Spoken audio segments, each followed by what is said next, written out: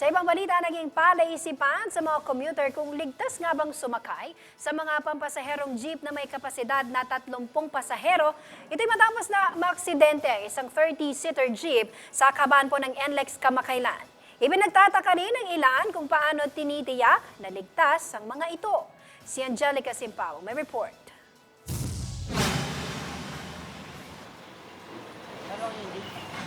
Kung matumal ang pagdating ng mga pasahero, siyak aabutin ka ng siyam-siyam sa paghihintay bago mapuno at umalis ang pampasaherong jeep na 30-seater. Tila minibus na ito dahil sa dami ng kayang isakay kumpara sa ordinaryong pampasadang jeep na may kapasidad na 22 pasahero lamang. Kamakailan ay naaaksidente ang isang 30-seater jeep sa kahabaan ng North Luzon Expressway o NLEX na ikinasugat ng 29 na katao. Dahil dito ang ilan ay nagtataka kung ligtas at pinapayagan ba ng LTO at LTFRB ang mga ito na bumiyahe. Parang sobra na kasi nga ba, dapat kasi sakto lang kasi mahigit 25 na yata yung pasakay ng pasahero. Ayon naman sa LTFRB Region 3, nang pumasad ang mga ganitong jeepney na tinatawag na articulated jeepney.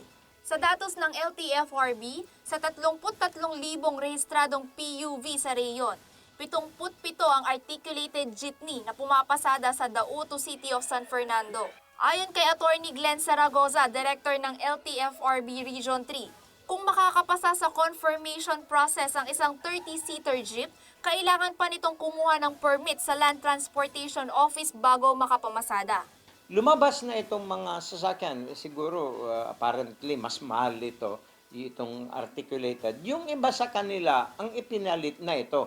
Nag-drop sila ng old unit nila, inalis na nila doon sa record namin as franchisee, pinasok nila itong mga articulated jeepneys. Pero hindi kami basta-basta gagawa ng ganon kung wala ring documentation yan from LTO. Base sa taon-taong konsultasyon at inspeksyon ng LTO, pasado ang mga jeepney na pumapasada sa Pampanga. Actually, legal yan.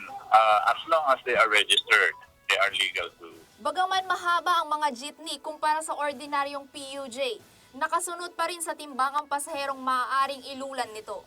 Sa Department Order na 971097 ng DOTC, na sinusundan ng LTO at LTFRB, ang mga public jeepney na umaabot ang gross vehicle weight sa 2,500 kilograms to 7,000 kilograms ay maaari lamang maglulan ng 12 hanggang 32 pasahero. Roadworthy sila as per our inspection. If they will pass our inspection, roadworthy yan. Paliwanag ng isang tsuper na kabilang sa Kentucky Toda na may biyaheng Dauma Balacat City papunta sa siyudad San Fernando.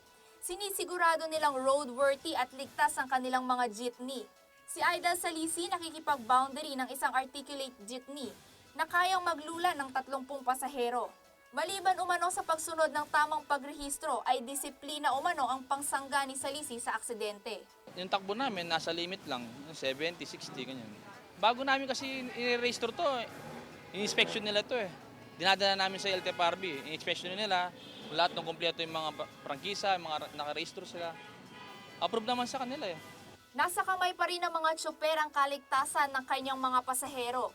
Kaya naman po ulit-ulit na paalala ng mga ahensya na maging doble ingat sa pagmamaneho ang mga tsuper at maging disiplinado sa batas trapiko para hindi maulit ang anumang aksidente. Ako si Angelica Simpao nag-uulat para sa Metro Central Luzon News.